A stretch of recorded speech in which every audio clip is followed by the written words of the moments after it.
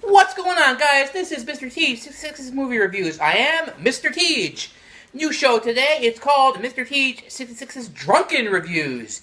Because I'm a little drunk right now, and I thought I'd try something different because I really have nothing else to lose. So hopefully people will be maybe I'm more interesting when I'm drunk. I don't know. But anyway, today's movie review is 2007's Fantastic Four: Rise of the Silver Surfer. Now, this movie is probably one of my favorite guilty pleasures in terms of superhero films. It's much better than the 2005, Fantastic Four, which was an awful piece of crap. This is solidly watchable, although I understand people who go, it's terrible, it's awful, but, it's one of those check your brain at the door kind of films, If it's on, once in a while, I'll watch it. If it's, I'm bored out of my mind and want something brainless, but it's a fun movie. I'll go ahead and get the negatives out of the way, because I think there is some things to like in this film. Ian Griffith, I can never say his name right. The guy who plays Mr. Fantastic is pretty bland.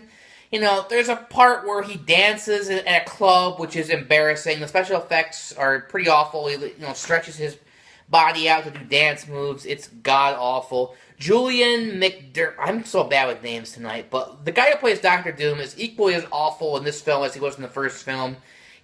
He's not threatening, he's not interesting, he comes off as a soap opera kind of villain, and they could have cast a much better actor. Jessica Alba is also awful, although no, I'll say she's slightly better than the first film. Her acting has improved a little bit, but her character is just so vapid, so bland. All she cares about is her damn wedding, it's not endearing to me when, the world is at stake and all she cares about is her, my wedding's ruined. Who fucking cares about your wedding? The world's about to be destroyed, bitch. I'm sure you can postpone that by a few months. So, some of the special effects with her powers are cool, but as a character, she's just awful and sets women back quite a bit. Well, some of the comedy is still pretty dumb. As I said, the part where he stretches his arms out, is pretty stupid. The part where Johnny switches powers everybody, parts of it are pretty funny, and parts of it are pretty dumb. It's hard to nitpick exactly what, but there are some parts where I laughed, and some parts where it's like, oh god, this is just awful. There are times the film becomes a sitcom, it tries too hard for goofy humor sometimes. Sometimes it works, and sometimes it doesn't.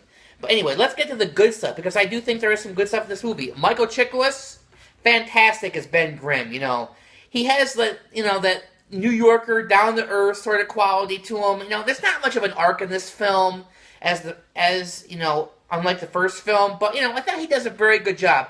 And Chris Evans as Johnny Storm is great. I know he's known for Captain America, but I think he's equally good here. Playing a douchebag, publicity-seeking hound, stuff like that. And there's a certain likability to him. He's not, a perfect person. The special effects over his character are great. And, it's too bad they never made any more of these films, because I do think they were getting somewhere with these films, and, this movie's a hell of a lot better than the 2015 piece of garbage, which I might review one day, but I'm not sure, because it would just basically turn into a rant. So, the movie's flawed, but let's talk about the good stuff. Some of the action sequences are very good. There's a great chase with Victor Von Doom and the Fantastic Four where they're flying the Fantastic Car. It's cleanly shot. It's fun to watch. This movie's basically for smaller children, but, I'm kind of basically a kid at heart, so I kind of understand where they're coming from, and, it's a check your brain at the door kind of film. But but the best part of this movie, without a shadow of a doubt, is the Silver Surfer. He is just beautiful. He's one of my favorite comic book characters. There's a certain soulfulness to him. He's like Superman, but with a more tragic backstory. And I thought that they did a fantastic job on this film. He looks perfect. The CGI is, I think, pretty seamless. Even like 10 years later, the CGI in this movie is fantastic.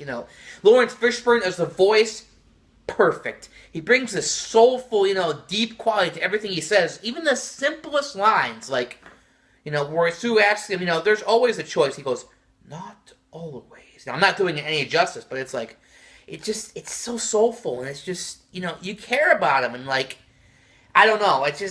Granted, I do understand I'm biased because he is one of my favorite characters, but the surfer in this movie redeems quite a bit of it, of this movie. I mean, some comic fans got pissed because they changed certain things, like, you know, the board is a source of his power, which I can understand, but I forgive it because you have to give him some kind of weakness. Otherwise, it's like, well, what can the Fantastic Four do to stop him? So, it gives enough of a reason, you know, for me to go with it, but there is another flaw I forgot to mention. Okay, Andre Braugher as the General, he does a solid enough job in the acting department, but his character is just a bland, generic military general. There's no depth to him whatsoever. It's just he runs around, screams lines, and there's nothing. There's a rivalry between him and Reed Richards because they went to high school together, which is kind of interesting, but really doesn't add up to much of anything. Okay, so basically, Doom teams up with the Fantastic Four. They eventually capture the Surfer. Spoiler warning,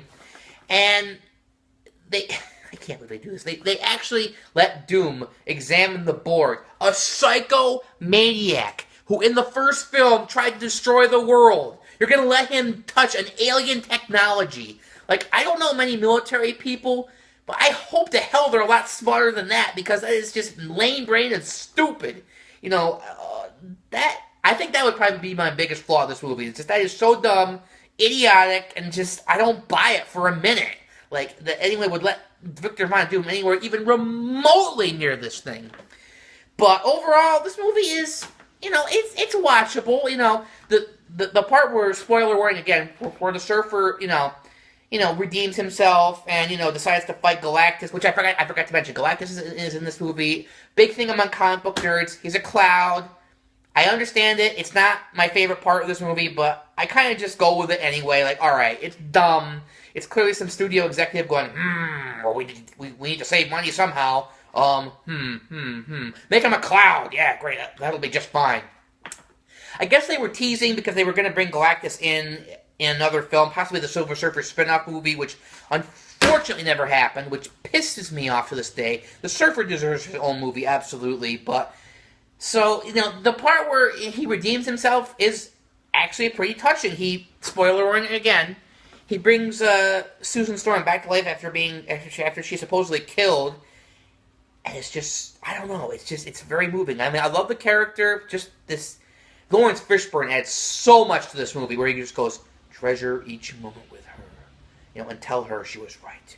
We do have a choice. Like, it sounds like cliched, you know, dialogue, but when Lawrence Fishburne says it, I absolutely believe it. So, overall, yeah, this movie is flawed. I'm not going to sit here and say it's a brilliant movie, and those who hate it, I understand what they're coming from.